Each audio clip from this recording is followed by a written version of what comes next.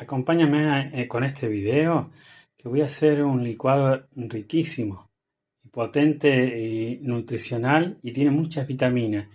Y la zanahoria lo que tiene es que ayuda a mejorar la visión ocular. Así que los ingredientes son zanahoria que voy a hacer jugo, apio y maca, 2 cucharadas. Bueno, ponemos el apio.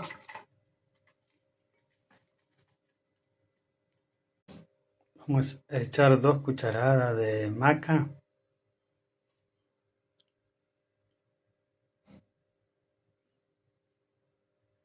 Y medio litro de jugo de zanahoria.